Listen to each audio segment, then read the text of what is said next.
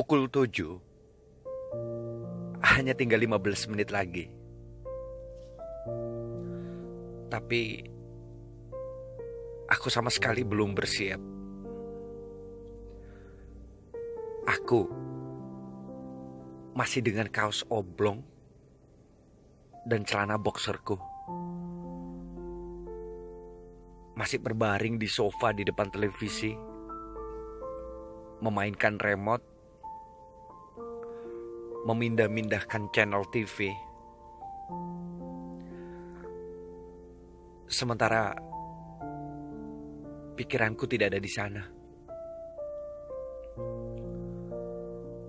Aku jelas tidak lupa dengan janjiku kepada Levi beberapa hari lalu tentang acara nonton bareng,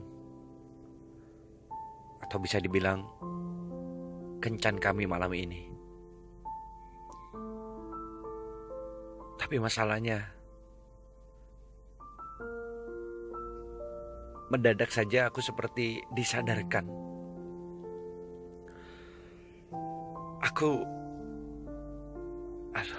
Aku seolah menolak untuk pergi.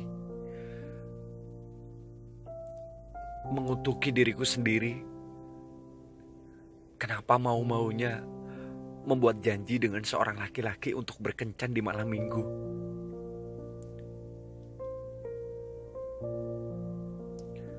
Sangat menyedihkan. Haruskah sampai seperti itu?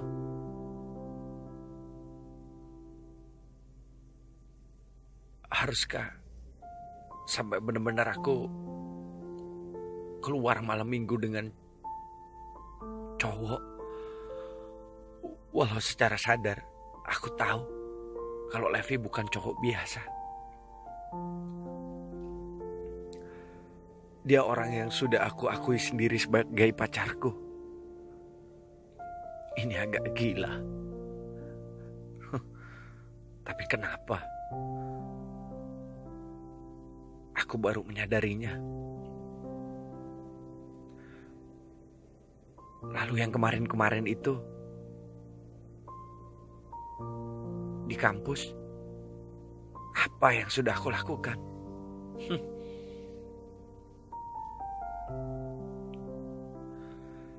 Aku berdecak keras sambil melempar remote ke atas bantal besar di bawah.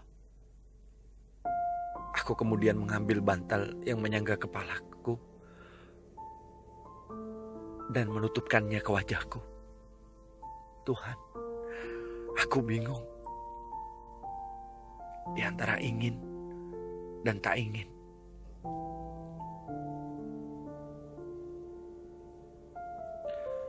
Kenapa sih lu?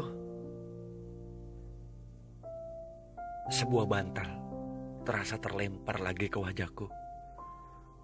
Aku cepat menyingkirkannya dan melihat senyum meledek dari wajah Mbak Lydia.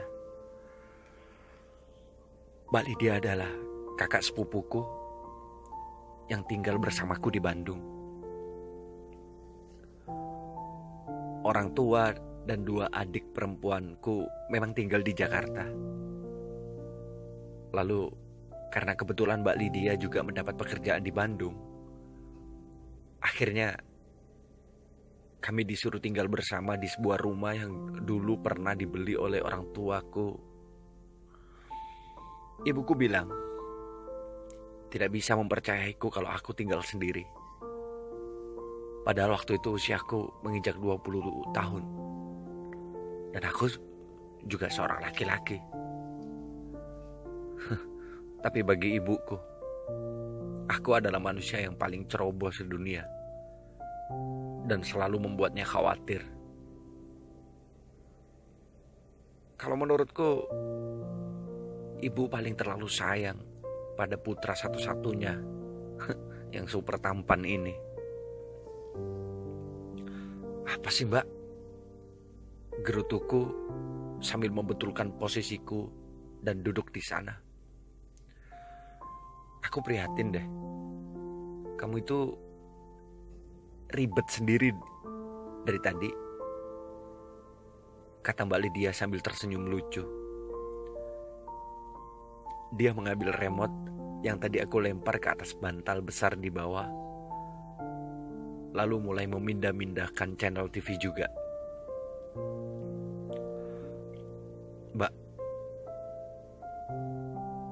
kamu gak kemana-mana? Tanyaku, tidak menggubris ucapannya barusan. Enggak, jawab Lydia tanpa melepaskan matanya dari layar TV. Emang gak mau jalan sama Mas Tio? Tio sama anak-anak kantor justru mau kesini. Kita mau barbekyuan. Kamu tuh gak kemana-mana kan? Mbak Lydia akhirnya menoleh ke arahku. Wah, bakalan rame dong rumah, komentarku. Iya, makanya kamu gak usah kemana-mana. Ikutan makan-makan. Lydia tersenyum manis, tampak sekali berusaha membujukku. Tapi aku cepat tersenyum kecut. Aku tahu dia punya maksud apa.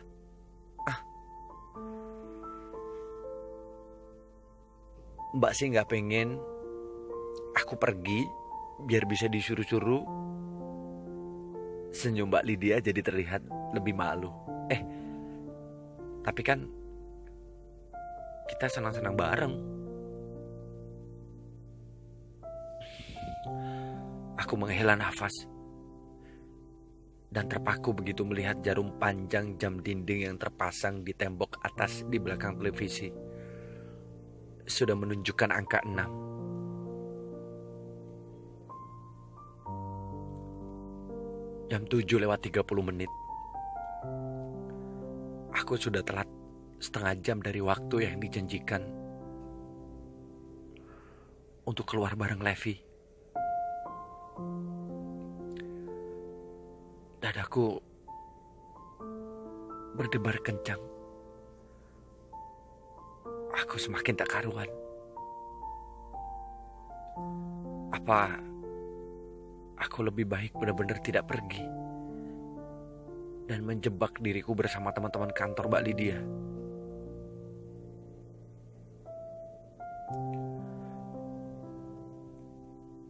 Sudah beberapa bulan ini, malam mingguku memang hanya diisi dengan acara barbecue bersama teman-teman kakak sepupuku ini. Atau kadang-kadang bermain komputer sendiri di kamar. Kalau nggak gitu, sekedar hangout bersama anak-anak basket. Dan sekarang, kesempatan itu baru datang lagi.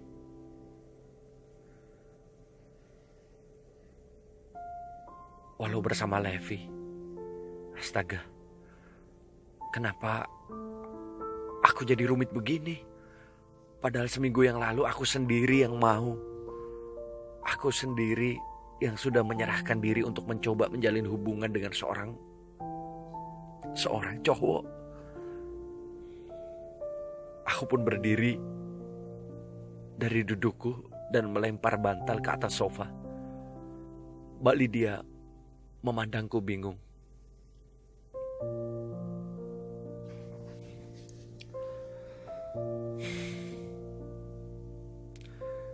Belum sempat aku dapat memutuskan untuk pergi atau tidak.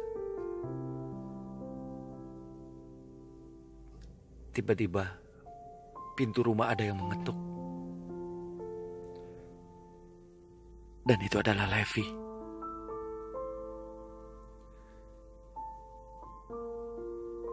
Aku bingung. Harus berkata apa kepada Levi?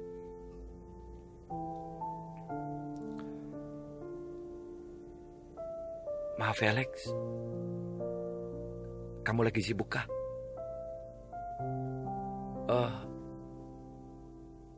Nggak apa Lev, santai aja. Tapi kok kamu bisa tahu rumahku? Aku memang cukup kaget melihat dia bisa berada di rumahku seperti saat ini. Karena sebelumnya aku tidak pernah mengajak dia ke rumah. Lex, kita jadi keluar nggak? Ayo, kita keluar aja. Di rumah bakal ramai soalnya.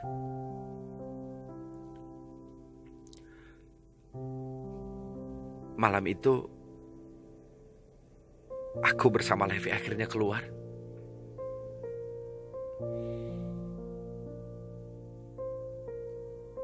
Sepanjang perjalanan, aku sempat melihat ekspresi dari Levi sekilas sebelum kembali memusatkan perhatian pada jalanan.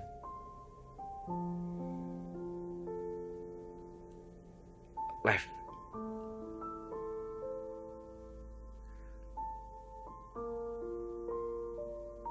kamu udah tahu rumahku lama.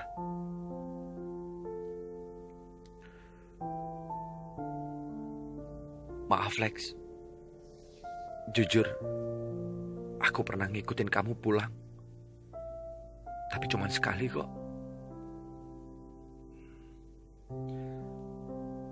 Meski cuma sekali, tapi aku masih ingat betul. Rumah kamu gak susah buat aku hafalin. Aku terpana dalam hati. Gila, Levi bahkan pernah menjadi stalkerku. Aku benar-benar tidak menyangka kalau ada seorang yang memendam perasaan padaku seperti ini. Dan dia adalah seorang laki-laki. Kamu gak marah kan, Lex? Tanya Levi lagi setelah beberapa saat. Aku belum juga berkomentar. Enggak. Aku melihat lagi badannya sebentar sambil tersenyum. Dan aku kehilangan kata-kata yang lain. Aku kembali berpikir, ini nyata. Ini bukan main-main. Tadi saja aku sudah dihadapkan pada satu pertanyaan penuh prasangka dari kakak sepupuku. Meski itu terkesan bercanda dan tidak penuh keyakinan. Namun tetap saja, suatu hari nanti, pertanyaan-pertanyaan seperti itu akan semakin banyak menghampiriku. Bukan saja yang bertanya, mungkin akan menjadi gunjingan. Apa aku siap? Ketika mobil melewati sebuah jalanan yang cukup ramai dan banyak mobil berparkir di pinggirnya, aku mencoba menepikan mobil milik Levi di situ. Loh, kok berhenti di sini, Lex? Kita jadi nonton kan? Tanya Levi bingung. Dia melihat sekeliling dan jelas-jelas kita masih jauh dari salah satu mall terkenal di Bandung yang akan kami datangi. Kita makan dulu ya. Bukannya nonton dulu baru makan. Enggak. Aku mau makan dulu. Seafood di sini enak loh, Lev. Terus kita mau nonton yang jam berapa? Alah, jam berapa aja kan bisa. Midnight juga gak masalah kan? Midnight. Gak mungkin, Lex. Aku harus pulang sebelum jam 11. Aku menghentikan tanganku yang baru saja akan membuka pintu mobil, lalu memandang ke arahnya. Jadi kamu gak bisa jalan sampai pagi sama aku? Levi menggelengkan kepalanya pelan. Kenapa gak bisa?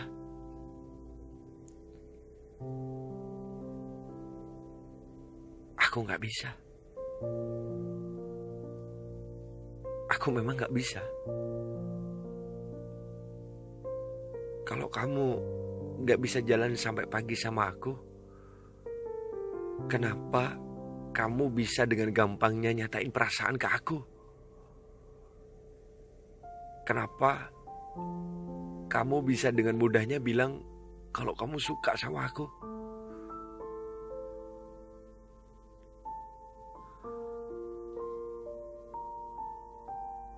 Kamu bahkan belum tahu gimana aku sebenarnya. Cuman karena kamu pernah ngestol aku pulang sekali, itu bukan berarti kamu udah ngerti banyak soal aku. Potongku tiba-tiba dengan begitu panjang. Entah kenapa, pikiranku kembali kalut seperti beberapa waktu lalu. Aku lupa dengan maksudku sendiri yang seminggu lalu sudah menerima perasaan Levi dan bersedia menjadi pacar dari dia. Oke lah, sebut aku labil atau apapun. Tapi ini memang tidak semudah yang kita lihat, kita ucap, dan kita bayangkan. Perasaanku terombang-ambing. Levi memandangku tanpa syok. Kenapa? Kamu berubah pikiran?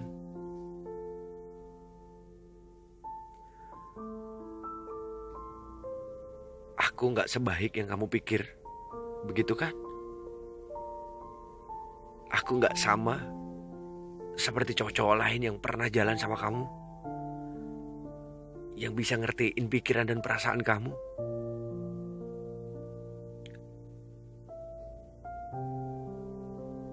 Aku bisa dan biasa ngertiin perasaan cewek.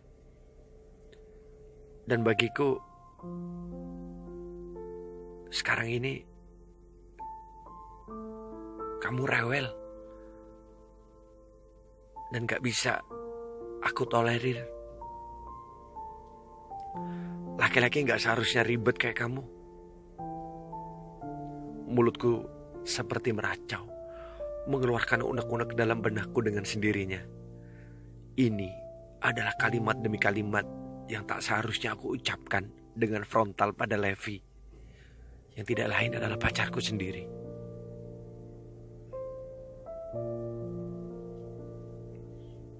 Benar, kami memang sama-sama laki-laki. Kami sudah seharusnya menjadi makhluk yang tidak ribet seperti perempuan. Tapi laki-laki juga punya perasaan.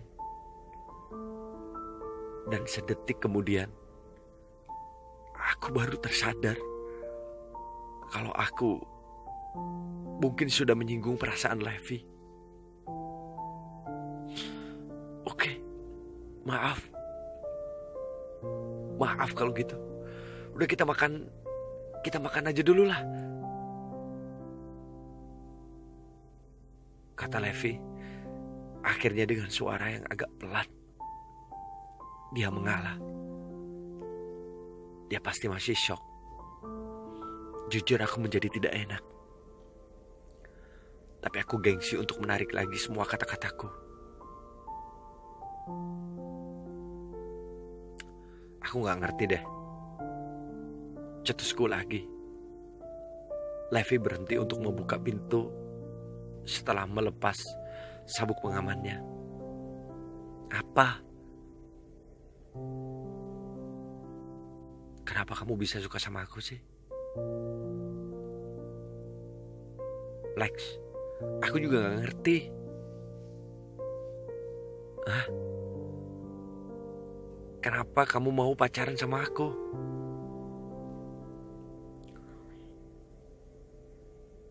Levi memandangku langsung di mata dengan pertanyaannya yang seperti menohokku. Sial. Aku bermaksud membuatnya sulit, tapi malah diriku sendiri yang dipersulit olehnya. Tidak. Sebenarnya aku sendiri yang membuat sulit keadaanku. Bodoh. Kalau dari awal kamu memang ragu dan cuma kepaksa, kenapa kamu terusin? Kenapa kamu seolah ngasih aku harapan? Levi mulai protes. Ini baru seminggu, dan ini adalah kencan pertama kita. Kalau kamu baru kepikiran ini salah, dan kamu gak mau, sebaiknya kita udahin aja. Kami terus saling memandang beberapa saat. Aku kehilangan kata-kata di otakku. Sungguh. Dan di sini aku malah baru menyadari betapa dia sangat tampan sekarang. Rambut halusnya yang selalu rapi tampak jatuh menutupi sebagian keningnya. Dia memakai pakaian casual yang tak pernah aku lihat ketika dia berada di kampus. Dia memakai sebuah kaos polos berwarna hijau dipadukan dengan sebuah vest berwarna hitam di luar. Sangat cocok di tubuh mungilnya. Ini gaya darinya yang tak pernah aku tahu. Selama di kampus, aku hanya melihatnya dengan kemeja dan wangi seperti wangi bayi menghampiri hidungku lalu menggodaku yang dapat menenangkanku. Hingga sebuah pikiran pun melintas di benakku.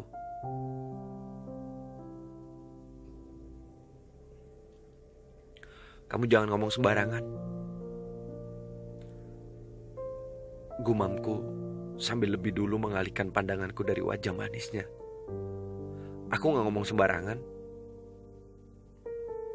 Aku serius, Lex. Aku gak mau maksa kamu.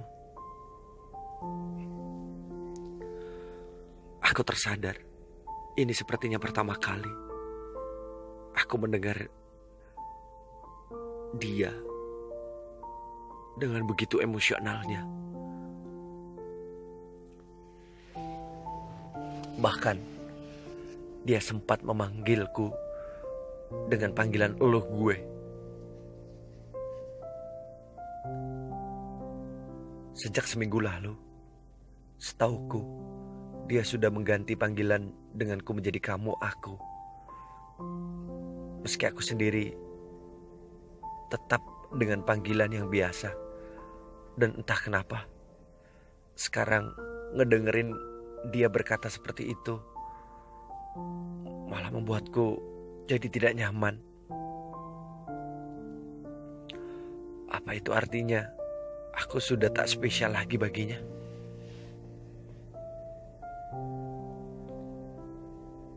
Baru seminggu semuanya dimulai.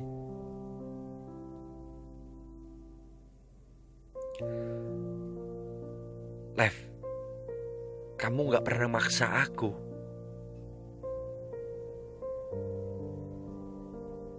Aku kayak gini bukan berarti aku mau putus.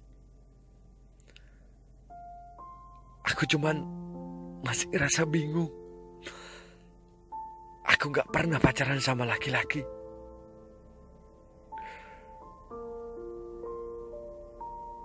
Akhirnya kalimat itu pun muncul dari mulutku. Levi menghela nafas dan menyandarkan punggungnya di kursi. Ya,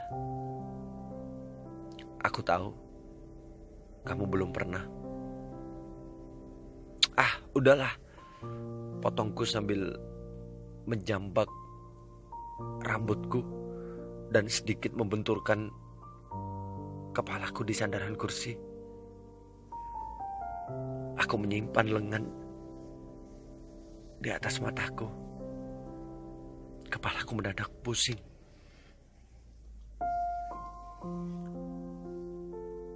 Maaf. Aku,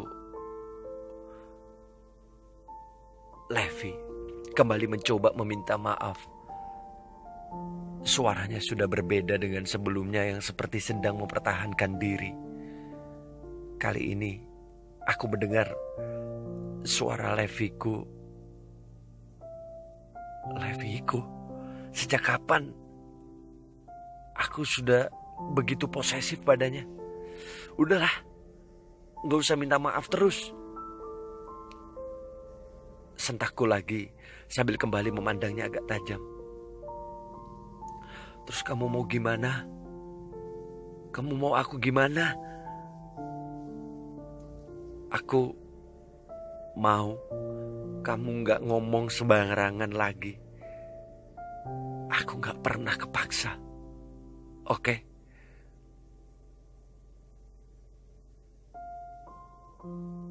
Tapi kamu kelihatannya gak nyaman dengan semua ini. Mumpung baru seminggu, sebelum harapanku semakin banyak sama kamu, kita bisa... Emang kamu ngarep apa? Kamu pikir dengan kita pacaran kayak gini, suatu hari kita bisa menikah? Gitu? Sergahku dengan sinis lagi.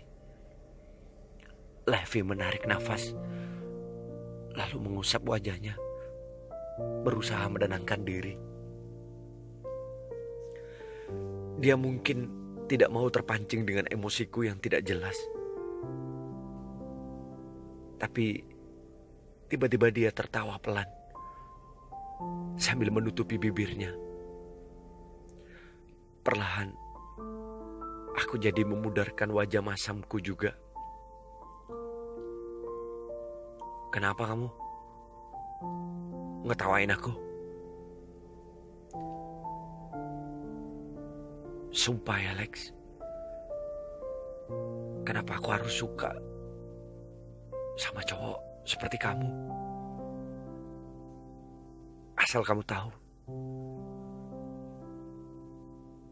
cowok-cowok yang suka sama aku dan yang pernah jadi mantanku, gak ada yang sekurang ajar kamu, kata Levi masih sambil tertawa pelan. Oke, aku paham karena mungkin ini masih baru buat kamu. Tapi sikap kamu yang labil dan cepat berubah itu benar-benar ngeselin. Aku terdiam saja. Levi berhenti tertawa, tapi senyuman masih terulas di bibir tipisnya.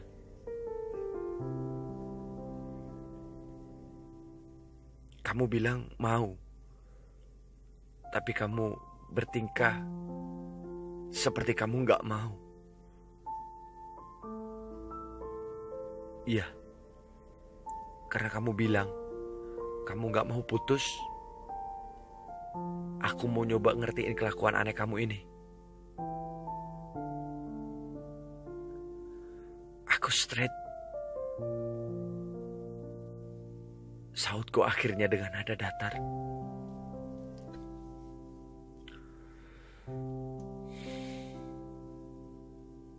Jelas, ini masih aneh dan gak bisa aku terima begitu saja.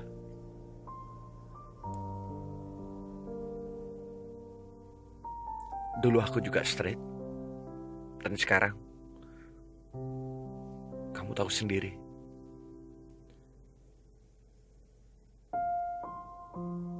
Kalimat Levi itu, aku tidak tahu bagaimana harus membantahnya. Karena aku sendiri yang sudah mengiyakan.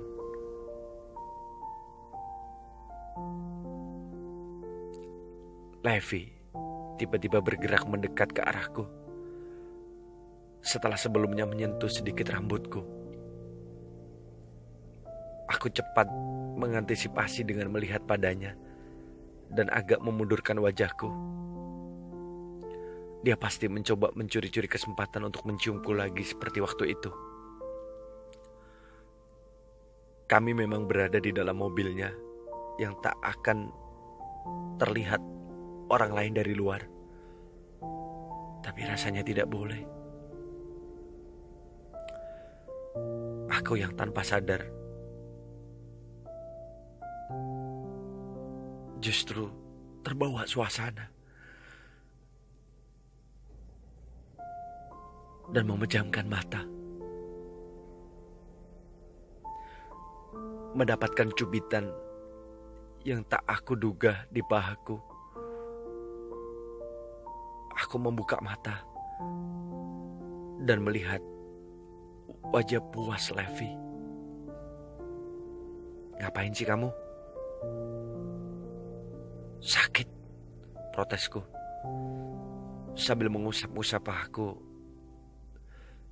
yang tadi dia cubit. Rasain. Jadi mau langsung nonton apa mau makan dulu? Seketika suasana serius dan menegangkan tadi jadi semakin mencair. Dia bisa mengendalikan keadaan di mana tadi aku sedang berkata dengan sinis dan tidak menyenangkan padanya. Apa itu artinya dia bisa mengendalikan aku juga? Ya udahlah, kita langsung nonton aja lah, jawabku kepada Levi. Kenapa? Bukannya kamu mau ngajak aku pulang pagi? Kamu bilang tadi kamu harus pulang sebelum jam 11.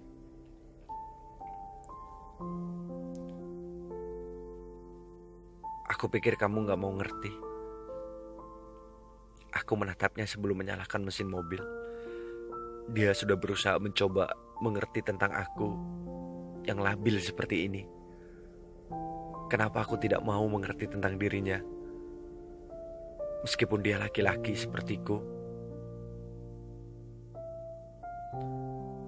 Meskipun aku ragu dengan apa yang sedang aku coba ini. Meskipun aku masih takut membayangkan bagaimana reaksi orang begitu mengetahui hal ini. Meskipun aku mungkin hanya ingin memanfaatkannya, hubungan ini. Hubungan ini tetap berjalan. Aku mau jadi pacar yang baik. Meski aku kayak gini, tapi aku gak pernah menyanyiakan siapapun jadi pasanganku. Kataku mantap. Akhirnya kita pun melanjutkan perjalanan menuju ke bioskop.